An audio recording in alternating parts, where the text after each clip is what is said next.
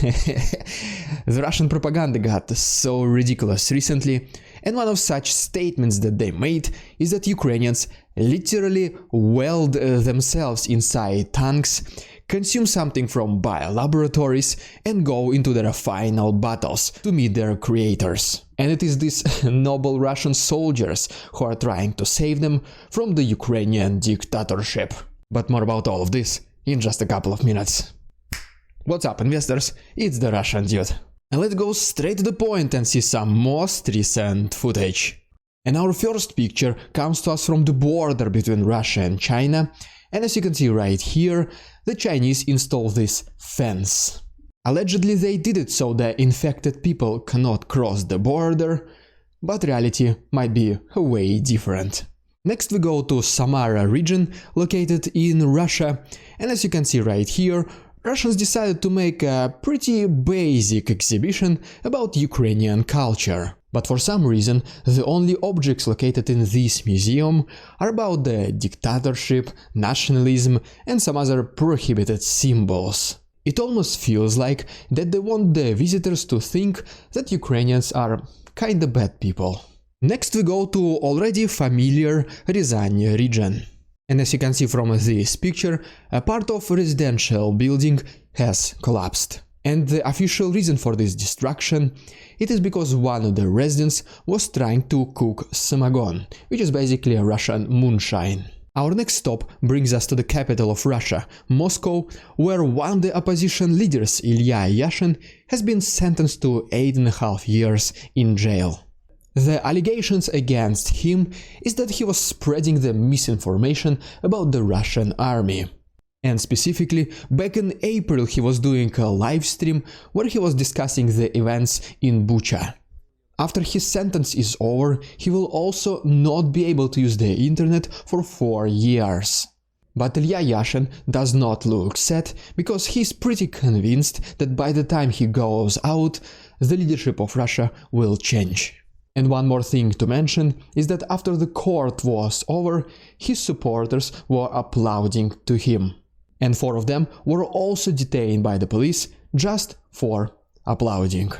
Our next picture also comes to us from Moscow, where one of its biggest malls was caught on fire this night. The official reason is the faulty electrical equipment, and after the fire there was a huge explosion. I do have all these videos of the start of the fire, from the inside and outside of the building, the explosion itself and the consequences, but if I use them right here, unfortunately, YouTube will demonetize this video. For this reason I uploaded some of it to my Discord, and the rest will be available on my Patreon. And if you want to see this prohibited footage, the links will be down below. Alright, and before I give you a very important update from the east, let's see a little bit more footage from the east of Ukraine. And our first picture comes to us from the capital of Ukraine, Kiev, where you can see the city at night. Ukraine still experiences unscheduled power outages, and according to Zelensky, since the beginning of this war, approximately 62% of Russian attacks were against either civilian or energy infrastructure of Ukraine. But hopefully, according to the head of Ukrenergo, Vladimir Kudrytsky, in a couple of days these power outages can become scheduled, so it is much easier for Ukrainians to plan their day-to-day activities. Our next picture comes to us from Borispol, and as you can see right here, the security services of Ukraine did another search in a Ukrainian monastery. And speaking about monasteries, the head of Pochaevsk church has been officially suspected by the security services of Ukraine in distributing the pro-Russian materials. According to the official allegations, he was using a fake profile on Facebook and distributing the Russian propaganda, about which we will talk very soon. Alright, and now as promised, let's talk about the situation in the East. And while I'm going there, please consider liking this video and subscribing to my channel if you like this style of daily updating. You can also follow me on Instagram, because this weekend I'm planning to do a Q&A session in my stories. And if you ever had questions to me pretty much about anything, now's the perfect time. According to the report by the Institute for the Study of War, Russians reinforced their positions next to Svatove, and at the same time they attempted a counter-offensive, or offensive, next to Kreminna. And as always, their major focus was next to Bakhmut, Avdiivka and Donetsk city.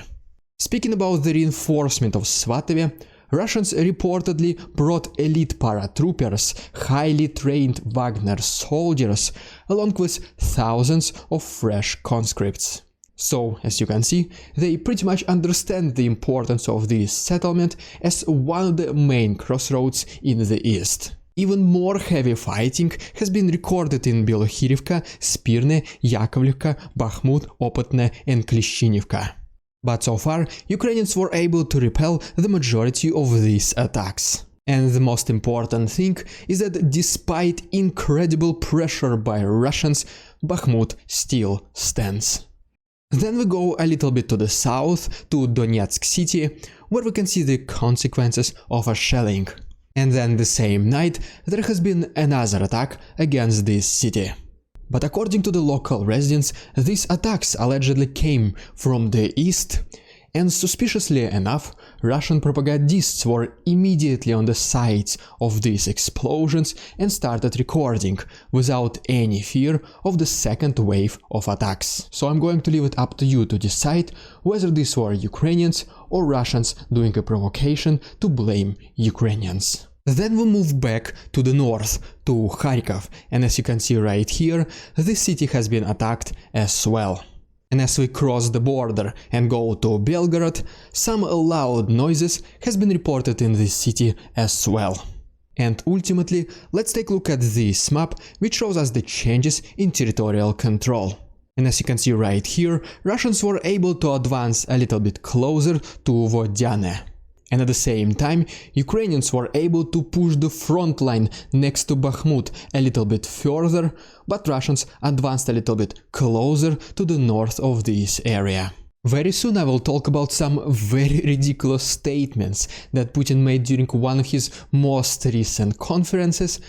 But first of all, allow me to give you some very important and probably life-saving updates. Because according to Zelensky, last night, a couple Ukrainian policemen died because they stepped on a mine, which Russians left while retreating from the city. And something similar, unfortunately, happened in Zhytomyr, where a young couple decided to stop on the roadside, and there was also a mine. Even though some Ukrainian territories might have been liberated long time ago, there is still this danger of Russian explosives which they left while retreating from these territories. And for this reason, if you are watching this from Ukraine, I ask you to please be careful and follow the instructions of the authorities. We even have this statement by the representative of the Ministry of Internal Affairs of Ukraine, Maria Kapyan, that it is estimated that approximately 30% of Ukraine is polluted with all kinds of explosives. And it might take up to 10 years to make the entire territory of Ukraine to be completely safe. Alright, and now let's talk about the psychological counteroffensive that Ukraine is doing against Russia. And first of all, we have a report that Ukrainians were able to destroy a Russian military base located in Urzów. And at the same time, several explosions have been heard near Melitopol airport. This might be yet another attack of Ukrainians against Russian airfields. And the importance of such events, it is because Russians were mainly using their bombers to do mass attacks against Ukraine in the past. In addition to that, according to the Western media, some of these attacks were performed by Ukrainians using Soviet drones Tu-141 Strizh.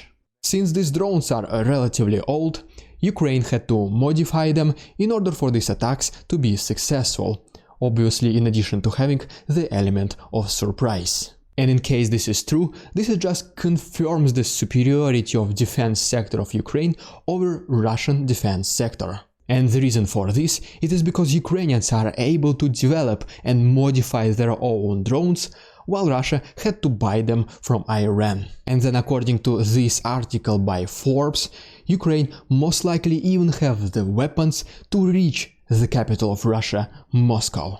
And even though Russia has been attacking the capital of Ukraine, Kiev, Ukraine will most likely resist the temptation to do the same, because attacking Moscow will most likely bring severe escalation.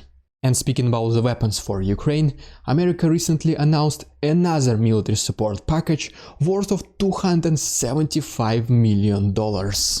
And this will include HIMARS missiles, ammunition, armored vehicles and generators. And overall, the sentiment of Russia about this war has been decreasing significantly, and even the war supporters became very pessimistic. Such as, for example, the notorious Senior Igor Girkin, who has been recently complaining about the Russian military leadership. He was pretty much scolding the highest military officials of Russia, including the Minister of Defense himself, Sergei Shoigu. And while Russia decreases its attacks and removes the possibilities to continue the offensive, Ukraine only gets stronger pretty much every single week. And I mean, you probably heard about the stages of grief, which are denial, anger, bargaining, depression and acceptance, and it looks like that the pro-Russian supporters are finally in the last stage. Alright, and now as promised, let's really quick talk about some more ridiculous statements that Putin made during the most recent Eurasian Economic Union forum. First of all, he mentioned that the West encouraged the terror in Donbass, as well as the usage of Ukrainian people as a cannon fodder. And the reason for this, it is because the Western countries, especially America, will do everything possible to retain its dominance. The next thing he mentioned is that NATO continued aggressively expanding its borders. But it was not the NATO which took some other countries' territories, but okay, yeah, let's keep it aggressive expansion. The third thing he was talking about was obviously about this special military operation. And he said that everything, absolutely everything, is according to the plan and schedule. But to be honest, if you think about it, he said that in fact, yes, there is some wrong with the timing. Russia should have started it earlier. And obviously, since everything goes in accordance to the plan, there is no need in the secondary wave of partial mobilization. After this, he mentioned that every country involved in the Ukrainian conflict should start adjusting to new realities of planet Earth. And whatever it means, in the end, everyone, including Russia, must come to an agreement. I know some of these things might sound confusing, but there is no better thing for me to do, just to translate it to you as it is. And then, as he was ending his speech, he said that you should not trust anyone. Except Mr. Putin, of course. The reaction of the international community to this speech was pretty questionable and different, but for example, the Prime Minister of India, Narendra Modi, he cancelled his meeting with Putin later this December. Because earlier this week, RIA News, which is one of the biggest medias in Russia, they made a report where they said that they are 100% convinced that Ukrainians literally weld themselves inside tanks, consume something that was probably developed in biolaboratories, and with the eyes full of insanity, they charge into their final battles to meet their creators.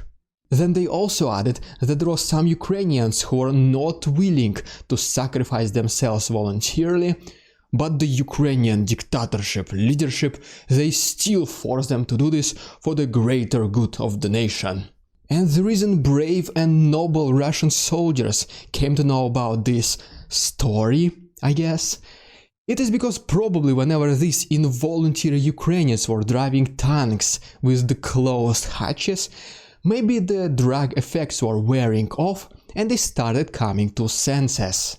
And eventually they were turning the tank turrets to the opposite side, started driving towards Russian positions, and now pay attention.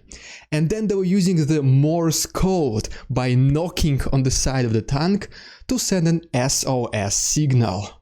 I hope you're still with me, because this is real report from, once again, one of the biggest medias in Russia. And I mean, just imagine this. You're just a regular Russian soldier sitting in a trench, doing nothing, waiting for the attack or something, and then you see this Ukrainian tank coming at you at full speed. But I mean, at least the turret is turned the opposite direction, okay? So no problem here. And then the tank stops next to you, and they started sending you Morse code signals. Is that like, please save us, Ukrainians, Zelensky's forced us to do this, please help us Russians, we need your help.